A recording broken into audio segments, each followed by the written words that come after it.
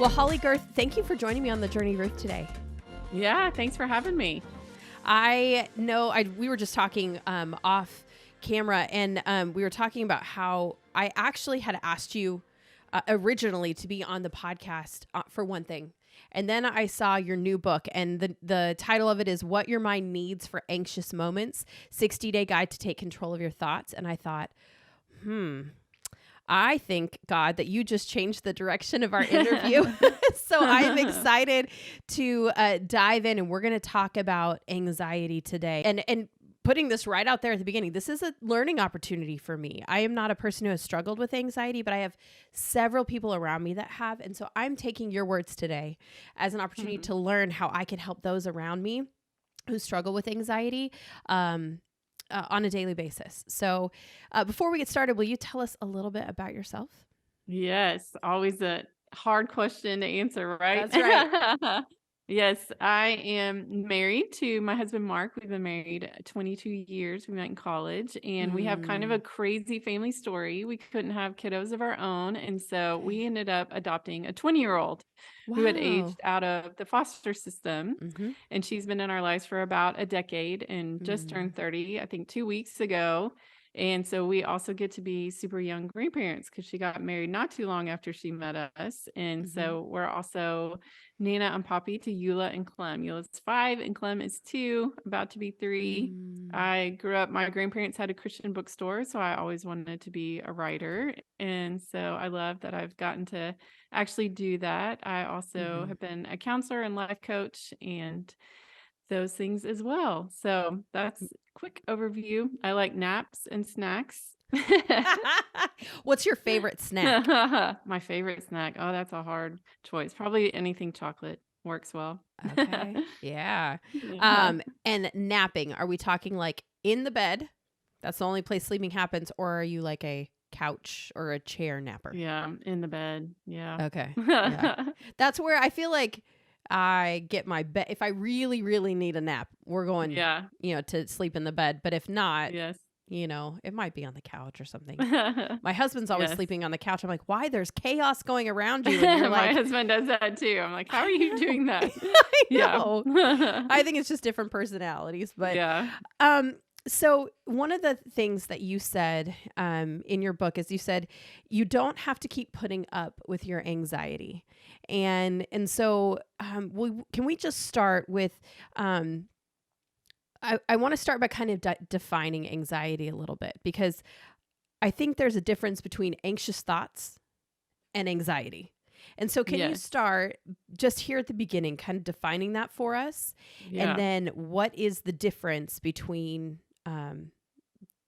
anxious thoughts and the anxiety that we're going to be talking about today? Yeah, I think that's a great distinction. So anxious thoughts are when our fight or flight response is triggered. We all have them. We are actually created to have them. It would not be healthy or helpful for us to go through the world and not freak out a little when we see a snake, Right. And so that anxious thoughts are usually attached to a specific circumstance, often one that merits some kind of fear response to keep us alive. So anxiety is when we get stuck in that fight or flight response. And when we're having it even to things that aren't actually a threat, like we're at a social event and someone looks at us a little cross-eyed and suddenly we're down this spiral of no one likes me, Yep. I'm going to be rejected. Anxiety is really when we get stuck in what can be a normal and healthy response. And so when I say you don't have to put up with your anxiety, we're always going to have some anxiety, and that's okay. What we don't have to put up with is our anxiety having us, where we feel controlled by it. And so that's really what I wanted to help equip people with. And the journey I've been on, I've struggled with anxiety since I was 8, where I got taken to a bunch of doctors, tests, and all of this. And so that's the journey, not saying I need to get rid of all anxiety forever, because that's not going to happen, but saying my anxiety doesn't have to be the boss of me. I may have anxious thoughts, but I'm not going to get stuck in that place of anxiety. That's really where I want to help people go. And you only have to dig a little bit into studies on anxiety before you find out that you, whoever you are that are listening to this conversation, are by far not the only person struggling with this. And I know that you've actually done the research that's necessary. So can you tell me, what have you figured or heard about like the statistics about Yeah. anxiety and the number of people dealing with it?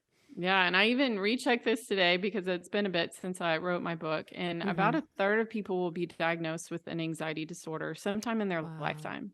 And the numbers Wow. are significantly higher since 2020. We saw a spike there that has stayed sustained. And so, Mm, yeah, if you're in a room, probably about 1 out of 3 people is dealing with significant anxiety, not just that mm. everyday variety. And so I think we can have a lot of shame about our anxiety, and we don't need to. We can say, you know what? Yeah, I'm not the only one. Yeah, And I'm in good company. Even, biblical characters, David, we see him wrestling through some pretty significant anxiety in the Psalms. absolutely. And Yeah. so we're in good company if this happens to be our struggle. A lot of other people are dealing with it as well. Hmm. Has there been an uptick in people dealing with anxiety? I mean, maybe we can all point it back to COVID, but like other than that, because I feel like maybe it feels like it's being talked about more. Is it just that it's kind of now okay to talk about it, so people are being more honest about it? Or is it that there really has been a rise in those dealing with anxiety? Yeah, I think there has been an increase because COVID was the whole world going into fight or flight at one time. Mm, And I don't mm, know that that has ever happened. Like, even with some wars where a significant portion of the world was affected, not every country dealt with it, yeah. and the pandemic was worldwide, an actual threat. A lot of people got triggered and then got stuck there. And so I do think that we are seeing higher levels of anxiety. And then Mm, there's a lot of other just unrest in our world right now that has continued since that time. So mm-hmm, I think it's a combination of those two. One, I think there are actual increases. And two, I think it is more acceptable to talk about. mm. When almost everyone is dealing with it at some level, Yeah. it does become a lot more like, all right, this is just part of life. Like, let's talk about that. We're Mm-hmm. all on a continuum. So maybe you have it a lot less than I do, but we all are dealing with this in some way right now. That's right. Okay, so let's talk about like those triggers. And I mean, even myself, I don't suffer from anxiety, but I know during the pandemic there it was more like the unknown. Okay, so I shouldn't pump my gas without gloves, or I need to wash every bit of groceries I bring home. I mean, like, and then if you didn't do that, like, did I just do something wrong? And so that could easily become something, right, that we like dwell on and focus on. So those triggers happen for us. How do we know if we have kind of crossed over from anxious thoughts into allowing that anxiety to like kind of run our life, as you said earlier, and maybe are at a point where we need to seek some help for that? Yeah, it's really about our ability to control those thoughts. And Mm, so if you're like, okay, I'm back in 2020, I need to pump gas. Like, I feel a little nervous about this because this used to be a totally safe thing. And now everyone's telling me maybe it's not. Like, this is right. unfamiliar. And then you're like, it's okay. I'm going to do the gas and put on my hand sanitizer, go home. It's going to be okay. Like, if you can get yourself out of that place where if you are doing that and pumping the gas and then you get back in the car and you're like, oh my gosh, I could have just gotten exposed right now. And what if this happens? And what if I get it? And then my family gets it? And what if, And then you like start that to spiral. spiral? Yeah, yeah. Yeah. So that would be if you're consistently having that where you're going into anxiety spirals that you feel like you can't get yourself out of, you can't Hmm. talk yourself out of, or we all have coping tools. Like, some of us exercise to deal with anxiety. Some of us watch Netflix for a little bit. Some of us take Hmm. a nap and eat some snacks. Right, And right. so if our coping mechanisms aren't working well for us and we're getting Mm, stuck in those spirals, then that may be a time to say, okay, I'm going to talk to a counselor or a doctor. I'm going to have someone in my life help me get unstuck. Is that's mm, really what we want, is to be able to say, okay, like, there's some anxiety. I'm moving through it. I'm on with my life, on with my day, as opposed to I feel like I'm in this anxious place all the time and it's Mm. affecting my everyday life and my relationships, my work in a significant way. That's when we want to raise our hand and say, all right, like, let's call for backup. Let's Yeah. figure this out. Let's get someone in here with me to help me get out of this place. Mm. One of the things that I do like about your book is, first of all, it's 60 days, right? So it's not saying, "Hey, read this book and it's going to fix you in one day." In fact, it doesn't promise to fix you at all. But it's 60 days where it's going through a story in scripture where you're actually seeing anxiety. And I thought, I don't know that I've ever seen someone do that. So that's fabulous. Like, oh, anxiety is in scripture. You do see people in the word walking through or experiencing anxiety. So you give that. You also kind of talk about a real life application.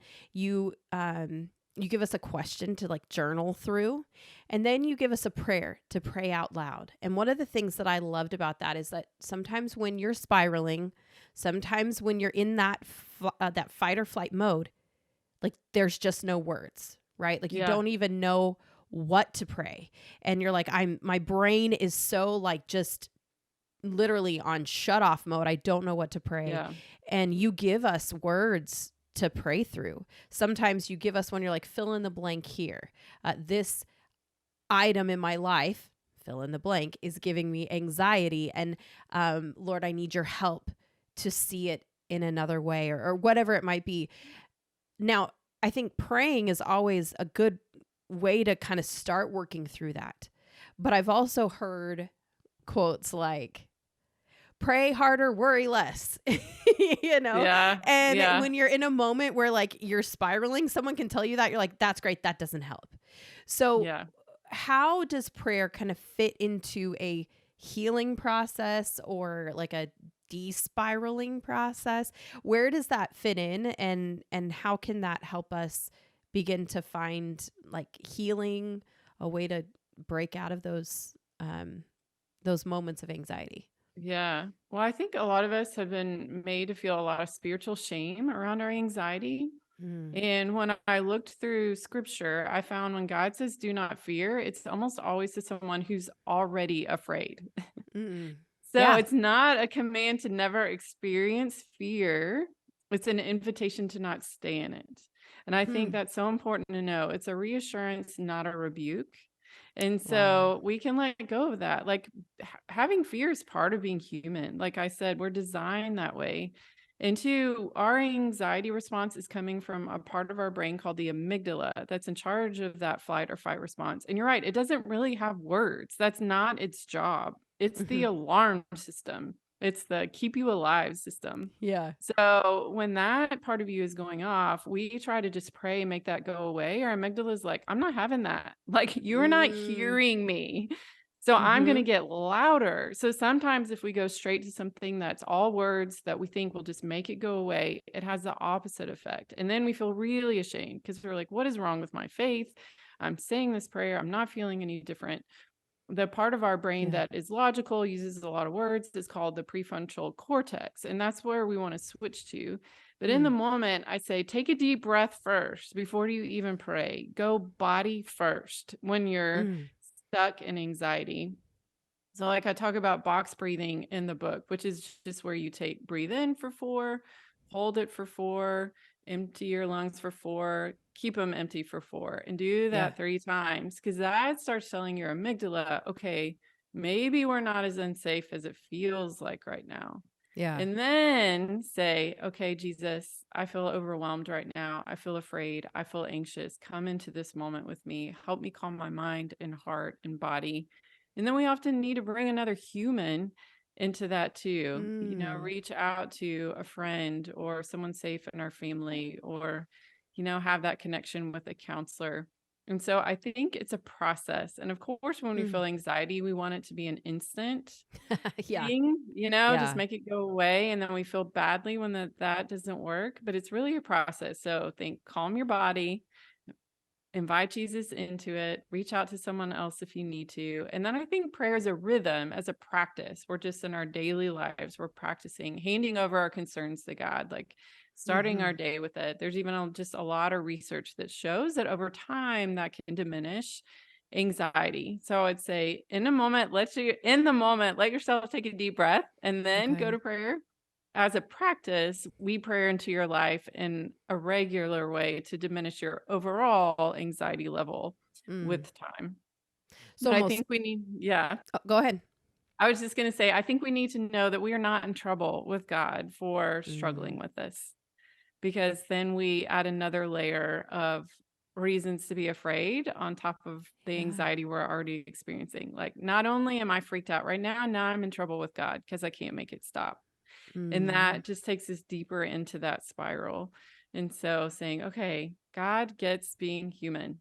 He understands this. I can always come to him when I'm anxious. I can always ask for the help I need from other people. It's yeah. okay if my human body sometimes just freaks all the way out. And I thank you for that permission. I think that you're giving us to like be okay, when things are happening and going crazy. What can someone that, like, let's say we are having a moment of pure anxiety and someone comes into the room, you know, how can they help you? Yeah. How, if someone walks in to someone that is having a panic attack or, crying from anxiety, that person's first response is, what do I do? Yeah. Right. So can Yeah. you help us know what should our next steps be?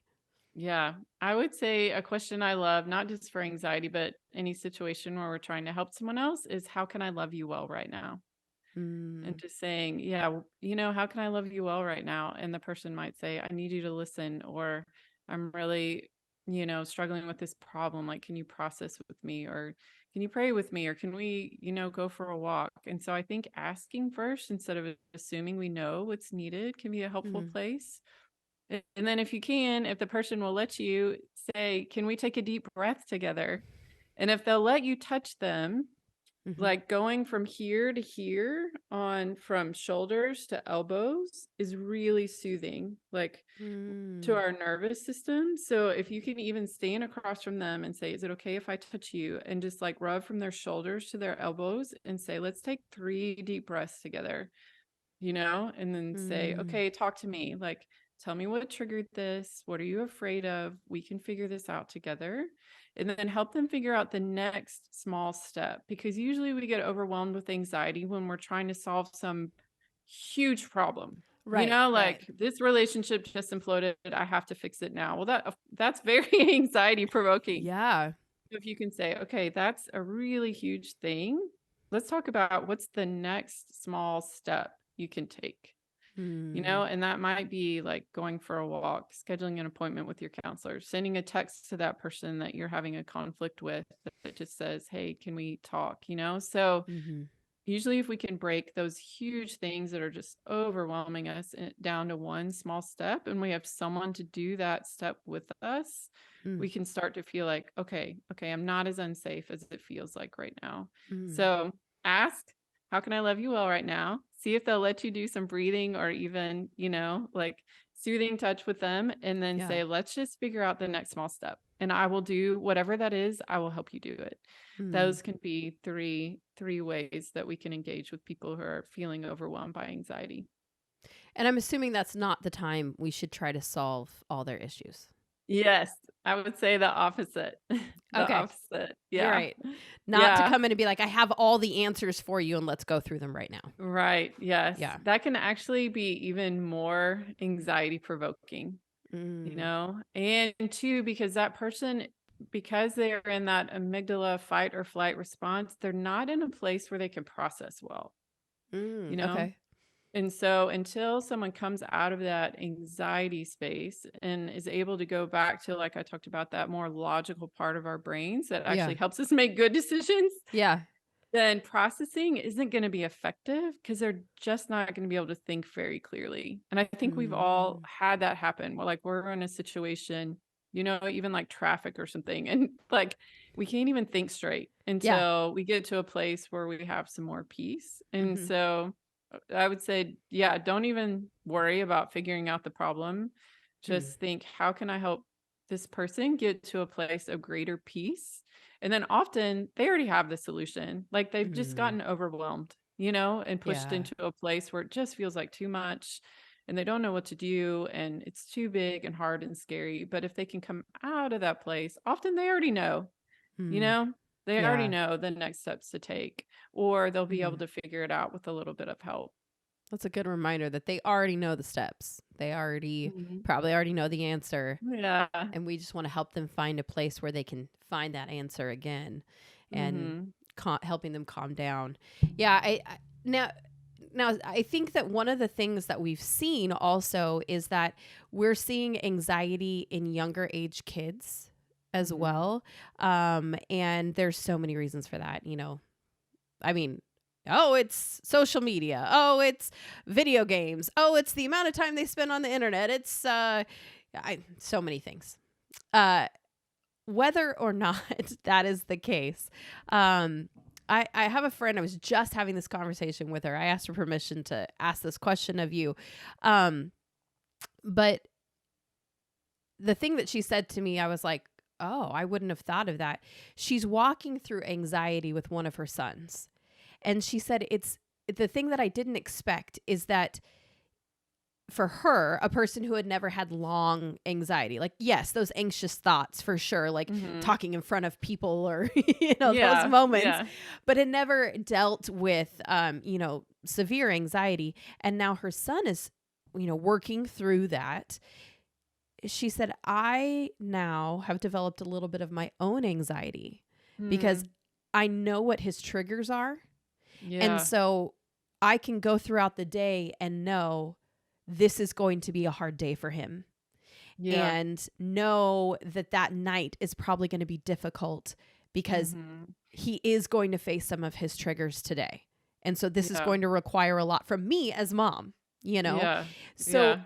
how if we do have a child that is experiencing anxiety, or even just a young person in our life that's experiencing that, how can we help them through that? And how can we help ourselves also not cripple from anxiety as we help them? Yeah. Yeah. There's this season a few years ago where I was navigating a lot of things with our daughter that Yeah. I said came into our lives. Obviously, she had a lot of things happen to her before she became ours. And Yeah. I would feel myself like, yeah, getting pulled into all the things. And I was praying about that one day. And I felt like what God showed me was this tetherball set that we had in our backyard growing up. And I felt Mm. like He said, be the pole. Like that is your Mm. role. Just be the pole. Like she's going to be out there swinging around sometimes, going through Mm-hmm. stuff. Mm-hmm. Sometimes she's going to wrap around you so tight that you're like, whoo, I can barely breathe. But your role is just to be the pole, Mm. just be the secure place that she can come back to, that she knows is steady and safe and consistent and will meet her wherever she is that day with love and grace. And so I would say, if you could say, all right, my kiddo is struggling with anxiety, my role is to be their secure base, the place they Mm. know where they are safe. That is one way to look at it. And then I like to tell parents who have kiddos with anxiety, research has shown that kids and adults who struggle with anxiety at a diagnosable level also tend to have particular strengths. So, if anxiety Mm. often comes from having sort of an extra sensitive nervous system. And so, the kid who's really anxious is probably also really empathetic. The kid Ah. who gets nervous about a lot probably also notices a whole lot. There's a correlation between anxiety and creativity. And so, Mm. if you can help even kiddos say, this is hard for you sometimes. I get it. It's a struggle, and we're going to equip you with everything you need to deal with that side of it. But this is also your superpower. Like, I see you with your friends, and you are really in tune with how they're doing. Like, you are a Mm. good listener. Or at dinner last week, you were the first person to notice that we were out of napkins. Because that, like, noticing, engaging, taking in all the input that can contribute to anxiety also contributes to a whole set of strengths. And so Hmm. even help educating kids like, yeah, this is part of how you're designed.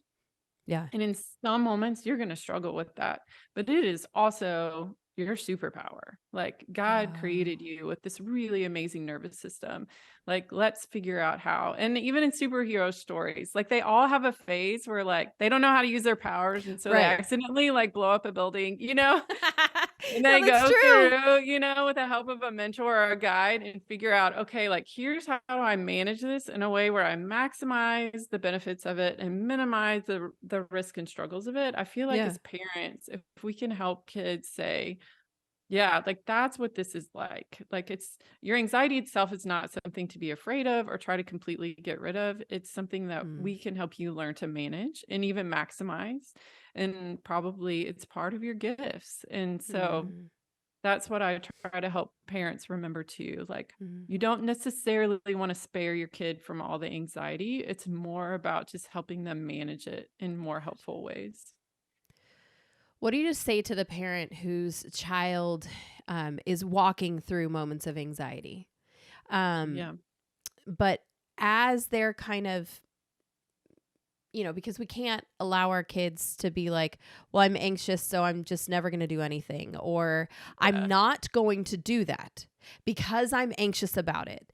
And while, like, as a parent, if we can get them to sit down and talk through it, we can actually get to the foundation, right, of what they're Yeah. scared of. But sometimes kids don't even have the words, right, to Right. like say that.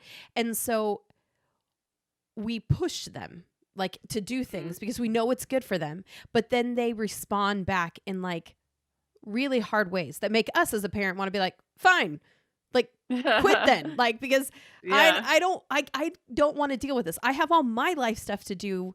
And how do we know when it's time to push them and to encourage them to look beyond that fear and beyond those emotions, and when it's time to soften a little bit, let them have that space or quit that activity or not go to that social event, and we're not enabling something within them or developing a bad habit? Yeah. It's a great question. And I think it can be tricky. So I think starting with what is the why behind the kiddo needing to do that activity? Like, is it essential? You know, Mm, is it something they really want to do, but fear stopping them?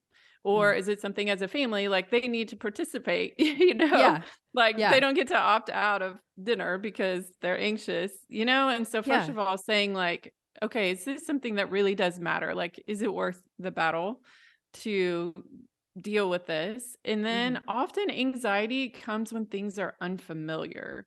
Yeah. And so, like, I've heard it said some kids are airplanes and some kids are helicopters. So some kids, you put them in any situation, they like can take off instantly.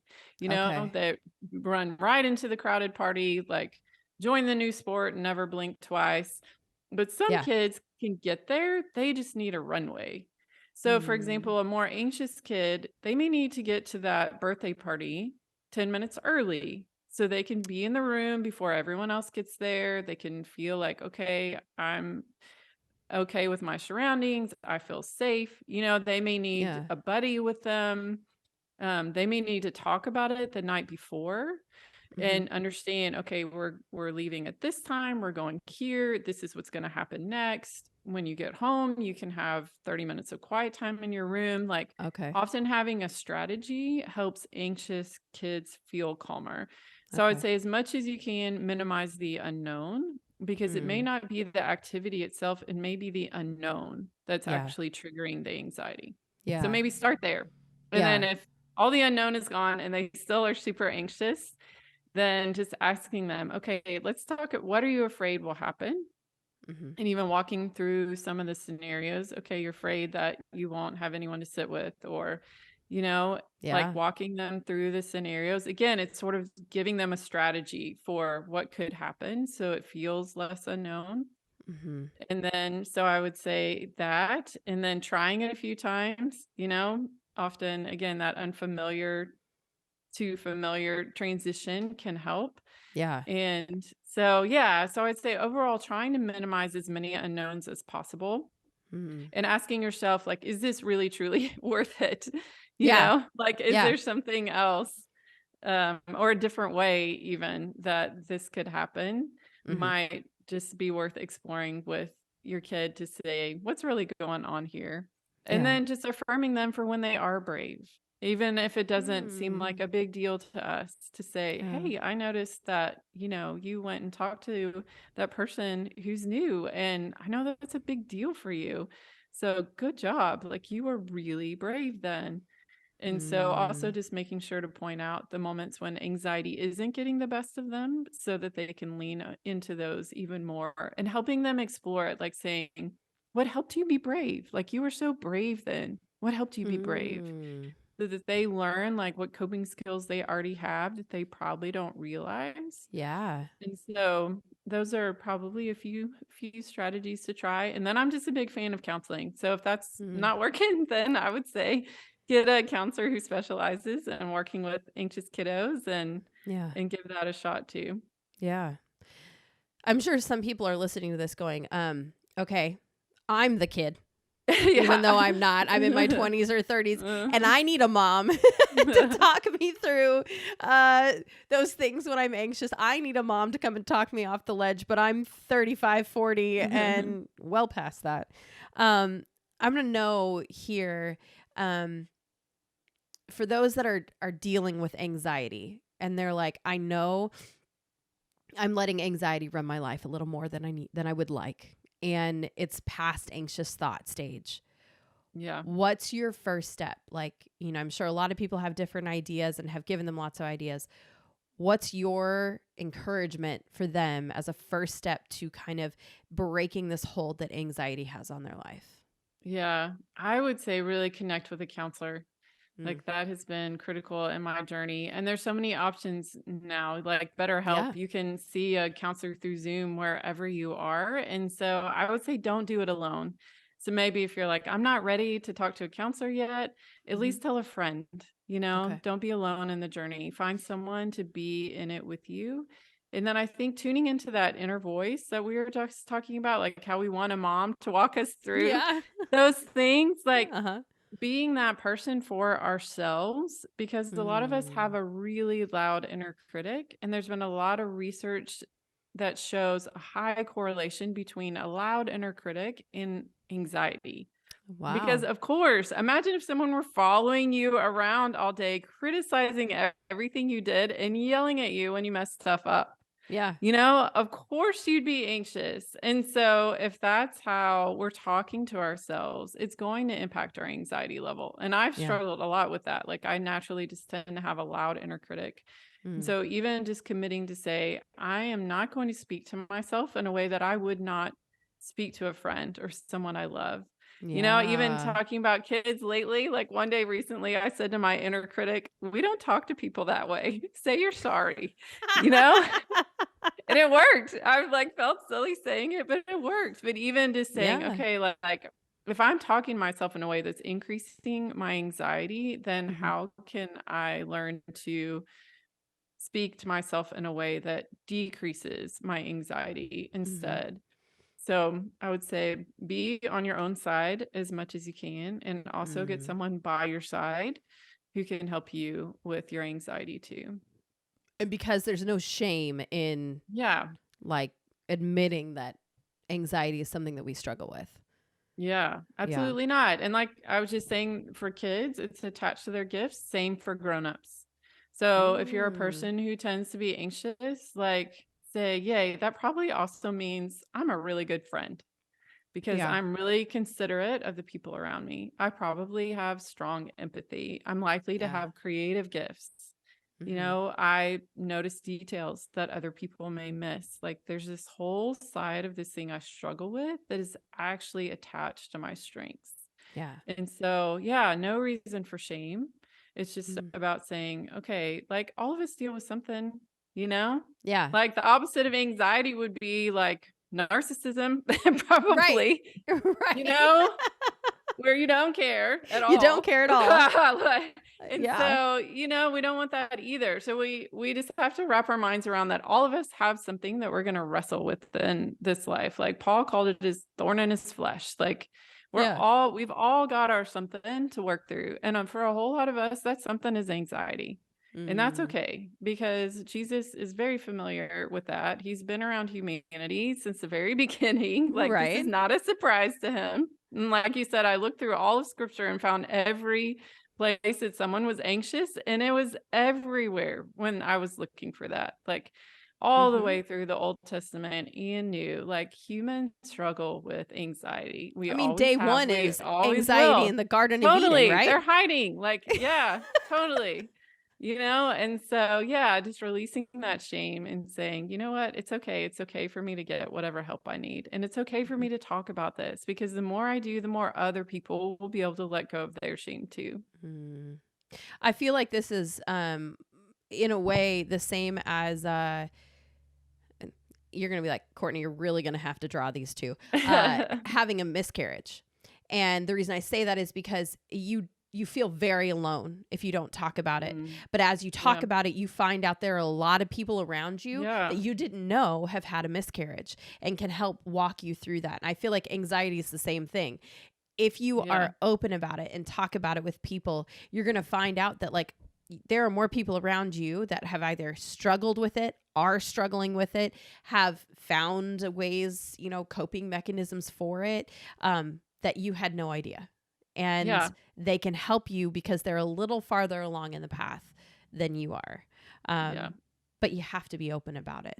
Yeah. And I would assume that's best with someone that we know and love in person and not just throwing it out there online. Am I right? Yes, I would say that. Yes. Yeah. Okay. Someone who's trustworthy and wise, that we know is going to be safe space for us. That would be the Mm-hmm. context that we would be looking for. Yeah. And when we say I struggle with anxiety, really we're just saying I'm a person who cares a whole lot, you know? Mm-hmm. Mm-hmm. Yeah, Like and it's that's true. yeah, that's a good thing. And so we care a lot about what happens in our relationships. We care a lot about what's going to go on in our world. We care a lot. And so Yeah. if we can reframe that when we say I'm struggling with anxiety, like it's part of being a person who cares a whole lot sometimes, Yeah. And working through really big emotions, giving Yeah. those big emotions a name and a voice and a way Mhm. of processing. Yeah. That makes a lot of sense. Well, Holley, thank you, first of all, for giving us this wisdom. Before we get to our last question, I wanted to ask you, is there anything that you want to say that maybe we haven't gotten to today? Yeah, I would say just be gentle with yourself. All of us, Mm-hmm. whether we struggle with anxiety or not. I think Mm-hmm. our world is in a really weird place still, and we're all navigating a whole lot of new, and it keeps changing. And so I think let's just be gentle with ourselves and each other. Yeah. I think we need that more than ever now. Yeah. Where can we get more, like connect with you, find your book, and start reading? Yeah, you can find me at holleygerth.com, Mm-hmm.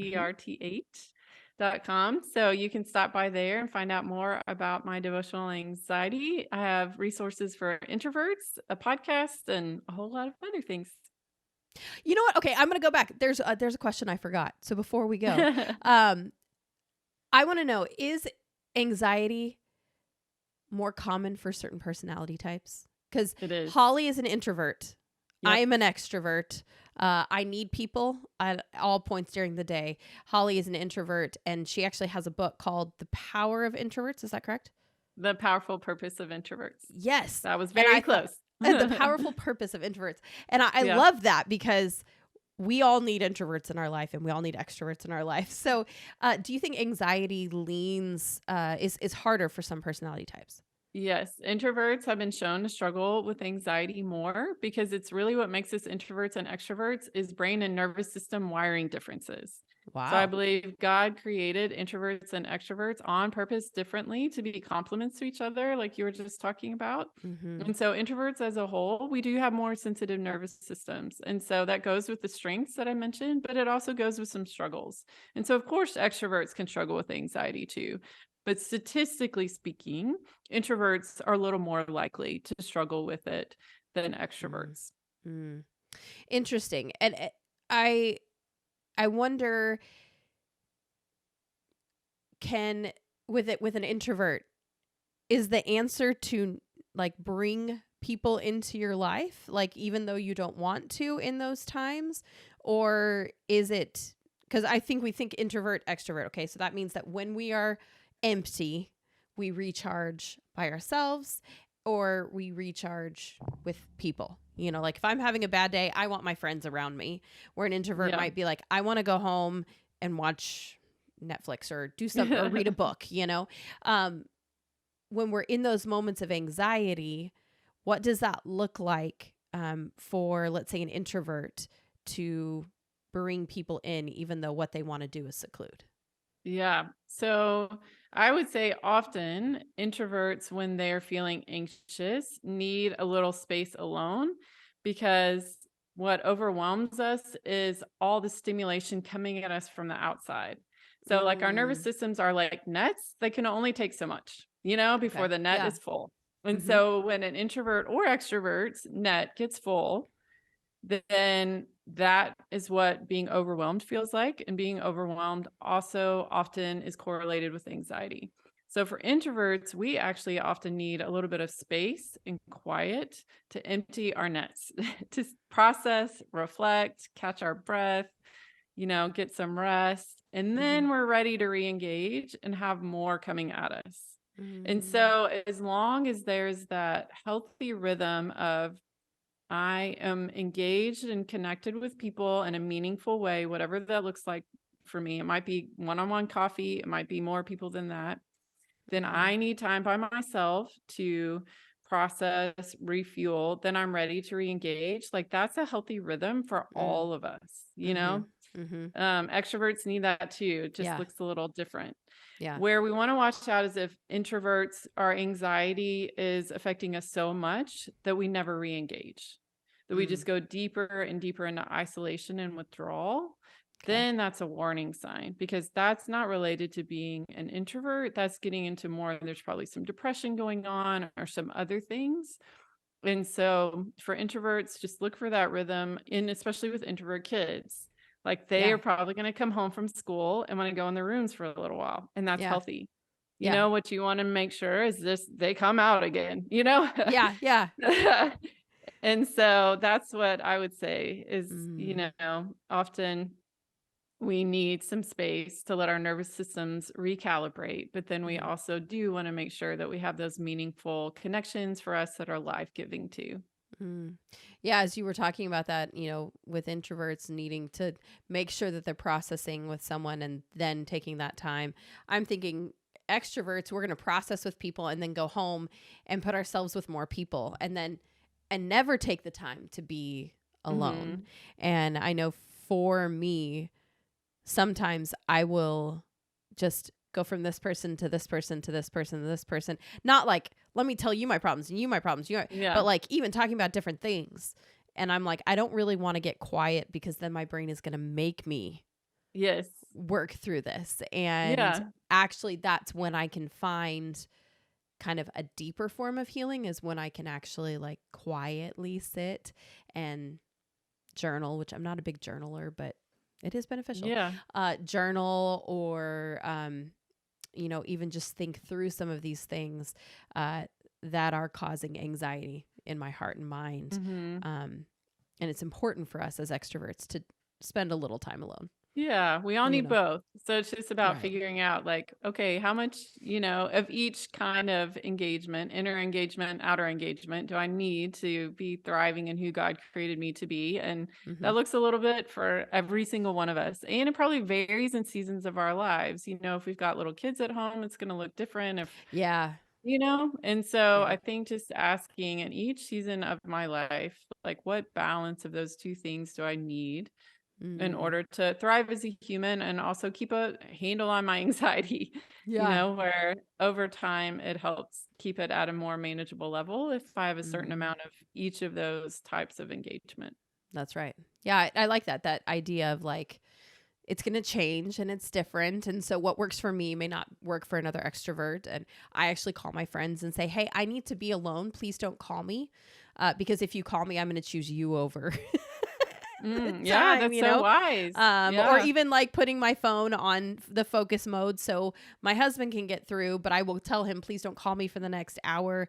You can get through if there's an emergency, but like, because I will always choose the people over the work that I need to do at that point in time, and meaning the work on myself or whatever else it is. And so your friends can help you in that time by not calling you and then asking you, how did that time go? Yeah. Oh, it didn't happen. Oh, really? What did you do instead? Maybe we should, reschedule that time, and because it's important too. So, well, thank you so much for being here. We have one question that we ask at the end of every episode, and that is, because living life is not meant to be lived alone, even as an introvert and even as an extrovert, who is it that's helped you along in your journey?